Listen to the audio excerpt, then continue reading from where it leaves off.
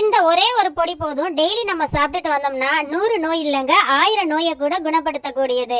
முடி கொட்டுறது, ரத்தம் இல்லாத பிரச்சனை, உடல் நடுக்கம், உடல் சோர்வு, என்னதான் சாப்பிட்டாலும் டயர்டாவே இருக்குது அப்படின்னா இந்த ஒரு பொடியை மட்டும் நீங்க வீட்டுல ட்ரை பண்ணி பாருங்க. தினந்தோறும் நம்ம வீட்டுல எப்பவுமே சாப்பிடக்கூடிய இட்லி தோசையில இதை நம்ம கலந்து சாப்பிட்டுக்கலாம். ரொம்ப ரொம்ப சுலபமான முறையில இந்த இட்லி பொடியை எப்படி செய்யறதுன்னு பார்க்கலாம் வாங்க. நான் முருங்கைக்கீரை எனக்கு கருவேப்பிள்ளை கிடைக்கும் போதெல்லாம் அதை கொஞ்சம் கொஞ்சமா எடுத்து காய வச்சு நான் இந்த அளவுக்கு நிறைய சேர்த்து வச்சிருக்கேன். இது கிட்டத்தட்ட ஒரு 4-5 கட்டளவு முருங்கைக்கீரை, அதே மாதிரி ஒரு கட்டளவு கருவேப்பிலை. இது எல்லாத்தையுமே நான் வெயில்ல காய வைக்காம வீட்டுக்குள்ளேயே வச்சு காய வச்சுக்கிட்டேன். வெயில்ல காய வச்சோம் அப்படின்னா சத்து குறையும் சொல்லுவாங்க. ஸோ அதனால நான் வீட்டில் ஓரத்தில் ஒரு இடத்துல வச்சுட்டேன். இந்த மாதிரி காய வச்சு எடுத்துட்டேன். லாஸ்ட் அன்னைக்கு மட்டும் நான் கொஞ்சமா வெளியில வச்சு எடுத்தேன். இந்த மாதிரி மொறுன்னு வந்துருச்சு. இப்போ முதல்ல நம்ம முருங்கைக்கீரையவும் கருவேப்பிலையும் நமக்கு பவுடர் பண்ணி எடுத்துக்கலாம். மற்ற பக்குவங்கள் எல்லாமே நம்ம அப்புறமா பண்ணலாம். இவ்வளோ இருக்கக்கூடிய முருங்கைக்கீரை நம்ம அரைச்சிட்டோம் அப்படின்னா ரொம்பவே கம்மியாயிரும். எனக்கே ஆச்சரியமா இருந்துச்சு. நார்மலா இந்த பொடியை மட்டும் நம்ம முருங்கைக்கீரையவும் கருவேப்பிலையும் பொடி பண்ணி மட்டும் நம்மளால சாப்பிட முடியாது. அதுக்காக என்ன பண்ணலாம், நம்ம இது கூட இன்னும் நிறைய பொருட்களை சேர்த்து நம்ம பண்ண போறோம். இட்லி தோசை சராசரியா நம்ம வீட்டுல எப்பவுமே இருக்கும். டெய்லி ஒரு தோசையிலயோ இல்ல இட்லிலயோ நம்ம இதை கலந்து சாப்பிடலாம். உடம்பு ஆரோக்கியத்துக்கு அவ்வளோ நல்லது. 100 கிராம் அளவு உளுந்து எடுத்திருக்கேன்.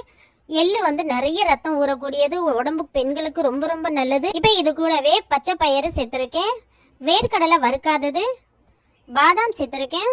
இது எல்லாமே கூட குறைச்சி உங்களுடைய இஷ்டத்துக்கு சேர்த்துக்கோங்க. இது கூடவே போட்டு கடலை, பாசி பருப்பு சேர்த்திருக்கேன். ஒரு 150 கிராம் அளவு சேர்த்திருக்கேன். கடலை பருப்பு ஒரு 100 கிராம் அளவு சேர்த்திருக்கேன். இது கூடவே கொஞ்சமா பெருங்காயத்தூள். இன்னும் இது கூட நீங்க நட்ஸ் சேர்க்கறதுனா கூட அது உங்களுடைய இஷ்டம் தான். உளுந்து நம்ம கருப்பு உளுந்து சேர்த்துக்கிட்டா ரொம்பவே நல்லது. இப்ப வறுக்காத வேர்க்கடலை, எல்லா பொருட்களையுமே நம்ம ஆயில் எதுவுமே சேர்க்காம நம்ம செய்ய போறோம். இந்த வேர்க்கடலையை நல்லா வறுத்து எடுத்துக்கோங்க. இப்ப இதுல நம்ம போடக்கூடிய பொருள் எல்லாமே 100 இல்ல 1000 நோய்களை குணப்படுத்தும் சொன்னேன்.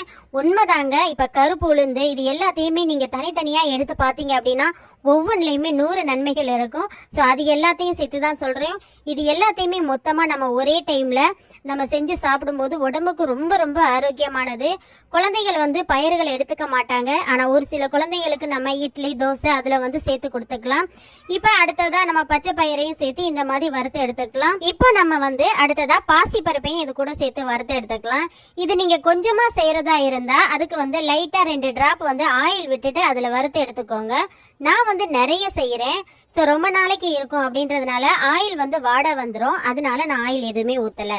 ஆனால் பாதாமுக்கு மட்டும் ஒரு 2 டிராப் ஆயில் ஊற்றிட்டு செய்கிறேன். எதுக்காக அப்படின்னா பாதாம் இந்த மாதிரி ஆயிலில் வறுத்துட்டு சாப்பிடும்போது ரொம்ப டேஸ்ட்டாக இருக்கும். அடுத்ததாக நம்ம பொட்டுக்கடலை ஆல்ரெடி நமக்கு வறுத்தது தான். அதை லைட்டாக ஹீட் பண்ணோம் அப்படின்னா நல்லாயிருக்கும். இந்த குண்டு மிளகாய் ரொம்ப ரொம்ப காரமாக இருக்கும். ஸோ குழந்தைகளும் சாப்பிடுவாங்க அப்படின்றதுனால இந்த குண்டு மிளகாய் நான் கம்மியாக தான் சேர்த்துருக்கேன். மிளகாய் நீங்கள் நிறைய காரமாக சாப்பிடுவீங்க அப்படின்னா அதுக்கு ஏற்ற மாதிரி நீங்கள் கூட குறைச்சி சேர்த்துக்கோங்க. இந்த அளவுகள் எனக்கு சரியாக இருந்துச்சு. எல்லா பயிறு வகைகளுமே நான் அளவுக்கு அதிகமாக தான் சேர்த்துருக்கேன். உங்களுக்கு தேவை அப்படின்னா முருங்கைக்கீரைக்கு ஏற்ற மாதிரி நீங்கள் எடுத்துக்கோங்க. இல்லைனா ஒரு 50 கிராம் எடுத்துக்கோங்க. எல்லா பயிறு வகையுமே இந்த பயிறு தான் போடணும் அதுதான் போடணும் அப்படிங்கிறது கிடையாது. எல்லா பயிறு வகையுமே போடலாம். ஆனால் வெள்ளை உளுந்து எடுக்கிறத விட நீங்கள் கருப்பு உளுந்து எடுத்துட்டீங்க அப்படின்னா உடம்புக்கு ரொம்ப ரொம்ப ஆரோக்கியமானது. எனக்கு ஹீமோகுளோபின் அளவு கம்மியாக இருக்குது. ஸோ அதனால நான் இந்த மாதிரி முருங்கைக்கீரை கருவேப்பிள்ளை எல்லாம் கிடைக்கும் போதெல்லாம் சேர்த்து வச்சுருந்து இந்த மாதிரி நான் இட்லி பொடி வச்சு நான் செஞ்சு சாப்பிட்டுக்குவேன். எனக்கு கீரையை ஃப்ரெஷ்ஷாக சாப்பிட்றத விட நான் இந்த மாதிரி செஞ்சு சாப்பிடும்போது அளவுக்கு அதிகமாக சாப்பிடுவேன்.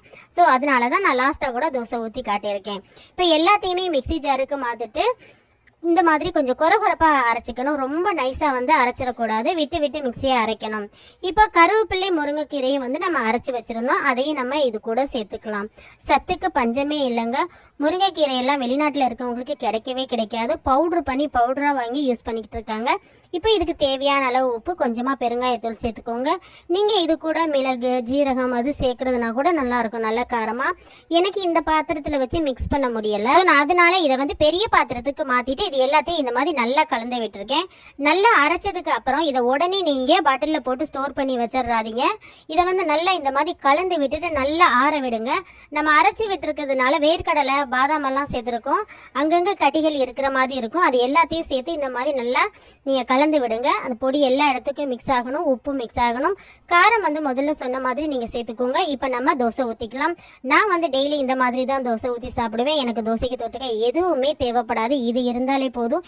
இந்த சத்துக்கு நீங்கள் எந்த சத்துமே நம்ம கிட்ட வரவே வராது. அந்தளவுக்கு ஆரோக்கியமானது. நல்லா அகலமாக ஒரு தோசையை ஊற்றிட்டு இப்போ பாருங்கள், நான் வந்து இட்லி பொடியை வந்து எந்த அளவுக்கு எடுத்து தூவுறேன் அப்படின்னு.